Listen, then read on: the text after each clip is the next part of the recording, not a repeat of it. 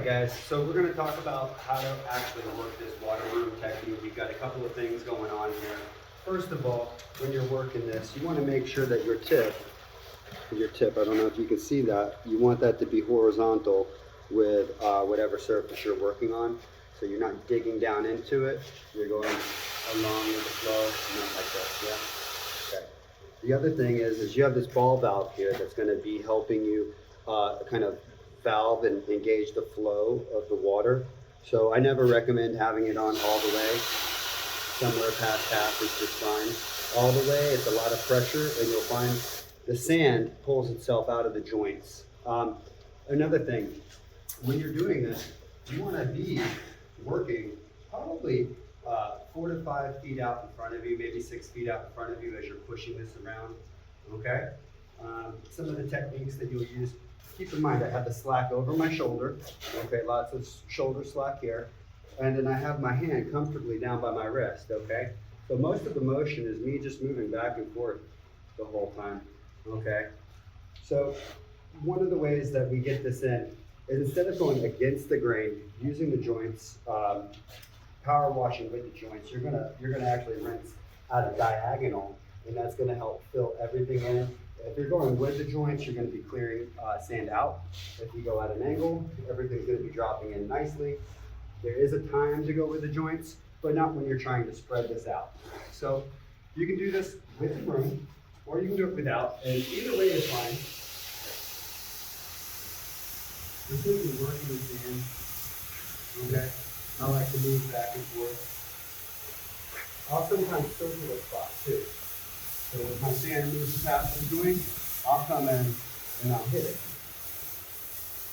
Now, I want you to notice I'm keeping a very horizontal angle.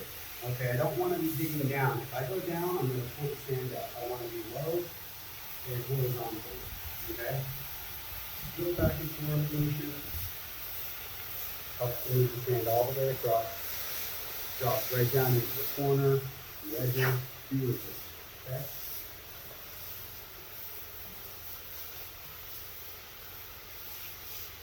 Another way you can do this is using this broom to help move the slurry back and forth. So you get a mud slurry, a little bit of clean sand, and you can move this back and forth, okay, to help you guide where that flow is going.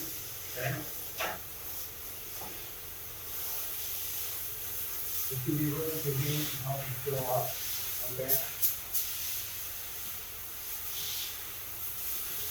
The joint will move everything around the way you want. Sometimes it takes a little bit of extra sand in the area, and this really helps you work it back and forth.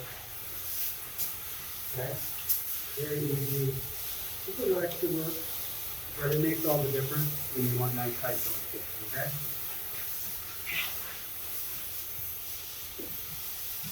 Okay, some other sanding techniques you're going to come across that you'll need is going to happen where you've got all of this sanded, but there'll be 1 or 2 joints, right? And there's nearby sand that you can use to sweep it in there. I call this circling the hole. So all we have to do is use our sand and kind of go in a little circle.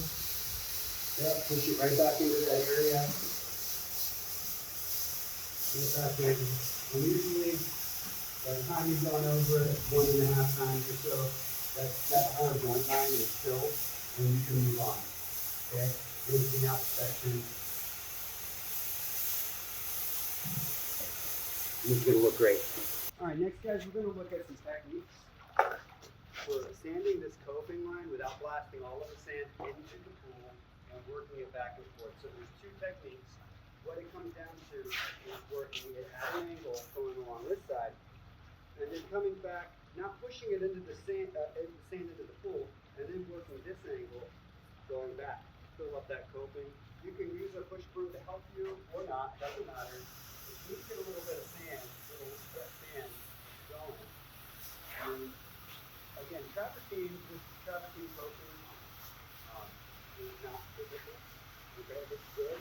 Travertine can be a little tricky to get the sand in here because of the tightness of the gap. So, but it really comes down to working this side, and then working it this way, but not pushing it into the pool. You know, and using that amount of sand to just drop in Feeling that nice, tight coping line.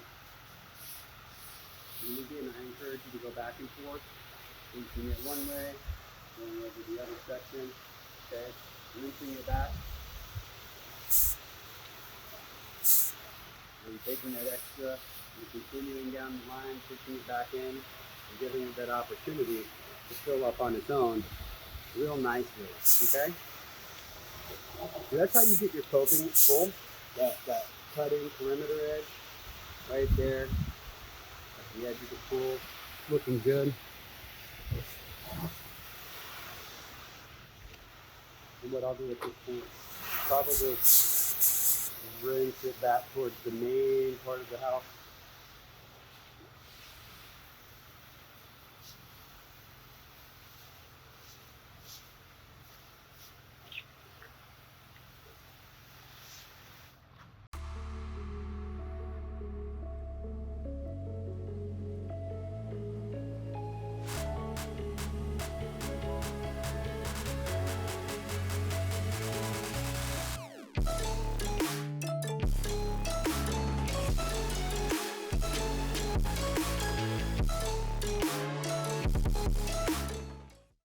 Alright, so in the corners, this can be one of the most challenging places to get the sand out of the corner. Right, you're trying to blast it in, it's going out, you're kicking the sand out of the joint. The best way to approach this is with a downward motion at an angle. Okay, I like to put my feet between them, and actually just kind of work this out. Okay, going down and back. And then finding an angle and working it out. Okay.